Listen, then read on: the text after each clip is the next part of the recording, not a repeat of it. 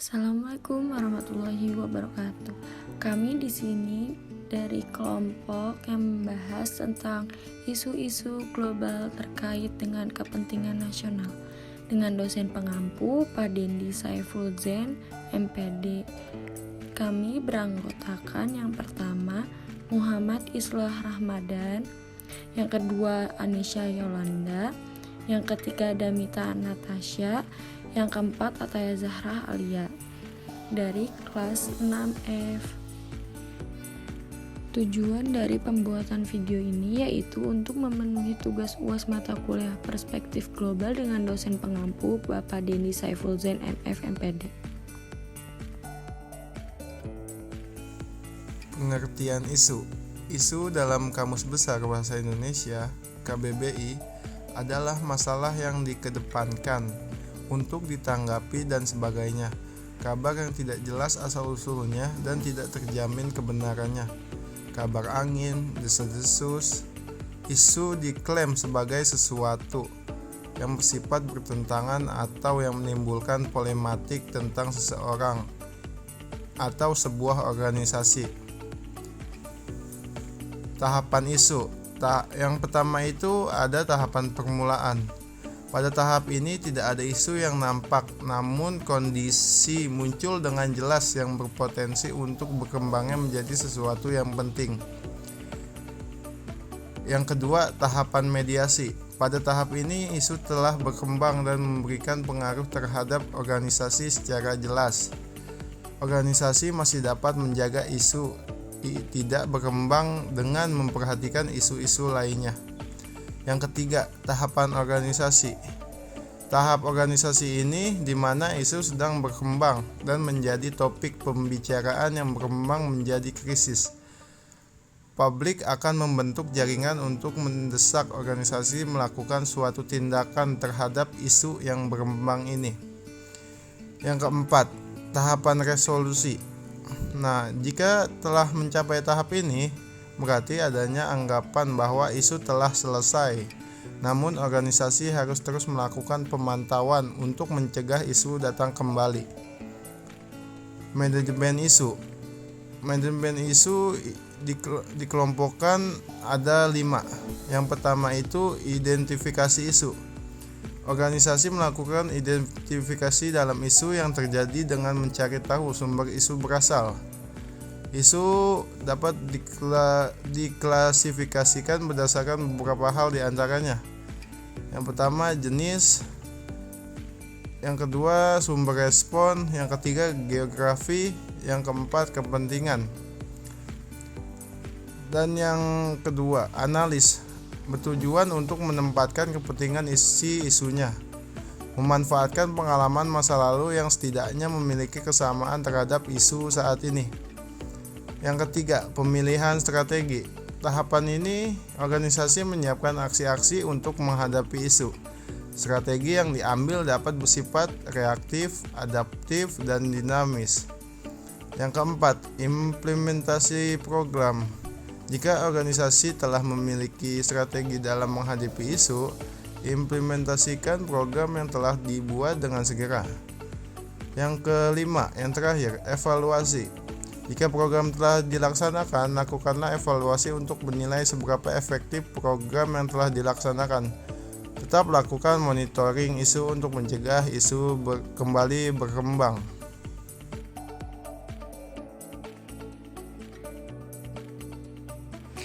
Isu yang pertama yaitu isu yang ada di lingkungan. Isu lingkungan hidup menempati bagian penting dari diskursus publik internasional kontemporer. Hal ini disebabkan oleh krisis keseimbangan ekologis yang dialami dunia dengan percepatan terutama setelah Perang Dunia II. Planet yang kita diami ini tengah mengalami proses global warming yang disebabkan oleh pengeluaran yang berlebihan dari gas-gas rumah hijau, dan yang paling terkenal diantaranya adalah klorofluorokarbon. Gas ini menyebabkan berkurangnya lapisan ozon yang melindungi bumi dari sinar ultraviolet yang dipancarkan oleh matahari. Kemudian, masalah lainnya meliputi deforestasi hutan tropis yang berguna untuk mensirkulasi gas-gas berbahaya menjadi oksigen yang terjadi pada tingkat yang menakutkan, yaitu 30.000 sampai 37.000 mil persegi per tahun. Di Sub-Sahara, proses desertifikasi terjadi dengan tingkat per tahunnya sebesar 6 juta hektar. Dunia pun mengalami prospek musnahnya ratusan ribu spesies dalam waktu 20 tahun ke depan, bila tingkat perusakan lingkungan seperti yang ada sekarang berlanjut. Dan planet bumi tidak akan sanggup lagi menunjang para penghuninya. Kemudian isu yang kedua yaitu isu HAM atau hak asasi manusia. Dan masalah kemanusiaan menandai ciri khas era globalisasi, bersamaan dengan masalah-masalah kelaparan, degradasi lingkungan, penipisan ozon, dan lain-lain. Dalam isu-isu ini termuat kepentingan-kepentingan yang lebih besar dari sekedar kepentingan nasional.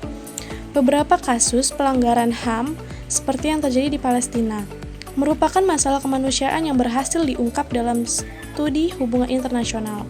Sudah lebih dari setengah abad Israel menjajah Palestina. Beberapa pelanggaran yang dilakukan Israel yaitu seperti pembangunan permukiman ilegal Yahudi, penghancuran dan penggusuran rumah warga sipil Palestina, pembunuhan dan pembantaian terhadap warga sipil.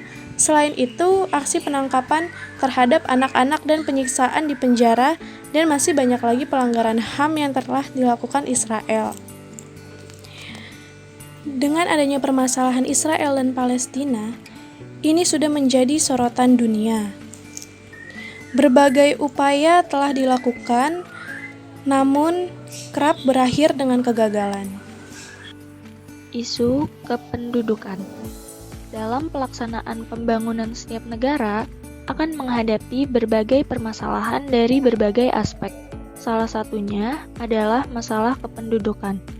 Masalah kependudukan ini lebih dirasakan oleh negara yang sedang berkembang. Tingkat kesejahteraan kehidupan masyarakat juga dipengaruhi oleh besarnya pertumbuhan jumlah penduduk yang terjadi.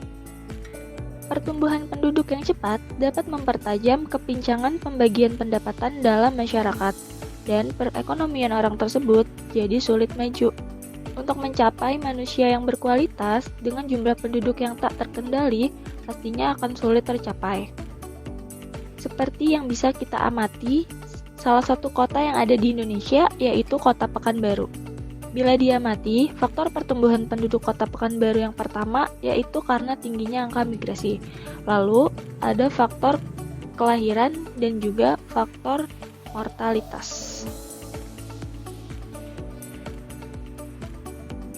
Jadi, ada beberapa faktor yang mempengaruhi pertumbuhan penduduk. Yang pertama yaitu faktor migrasi.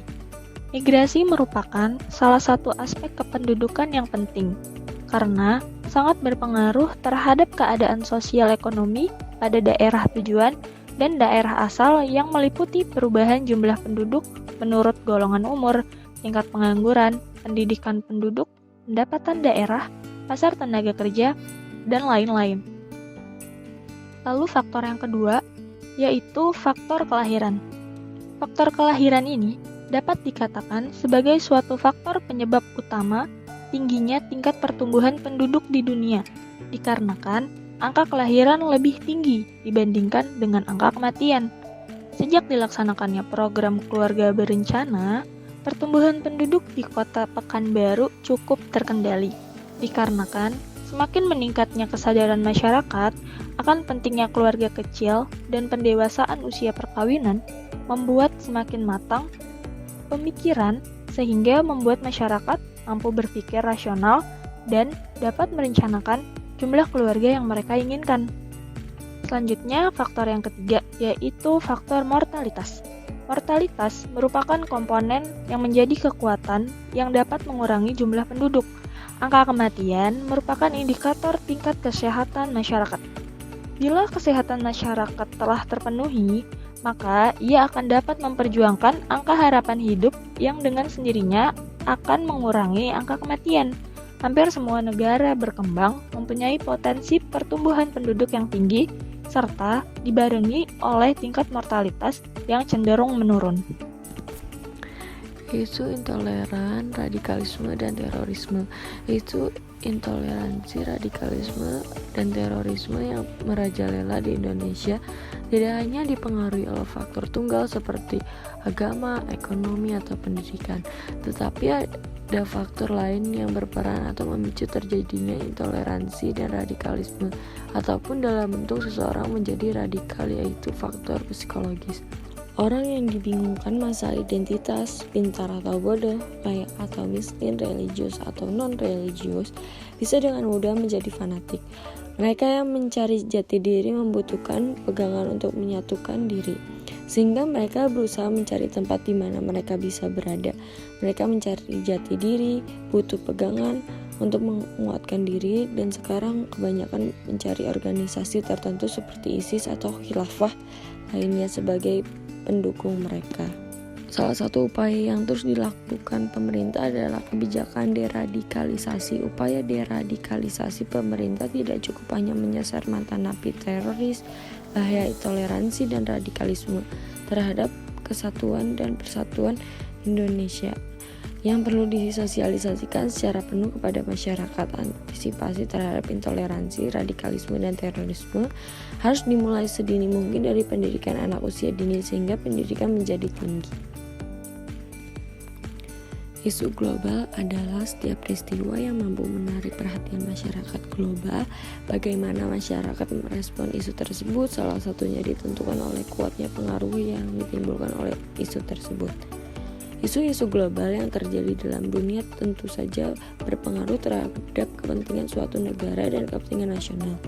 Isu-isu global ini di dalamnya memiliki permasalahan yang akan mempengaruhi kehidupan kita. Isu HAM, hak asasi manusia, dan masalah kemanusiaan menandai ciri khas era globalisasi bersamaan dengan masalah-masalah kelaparan, degradasi lingkungan, penipisan ozon, dan lain-lain. Dalam isu-isu ini termuat kepentingan-kepentingan yang lebih besar dari sekedar kepentingan nasional. Terima kasih, mohon maaf bila ada kesalahan. Wassalamualaikum warahmatullahi wabarakatuh.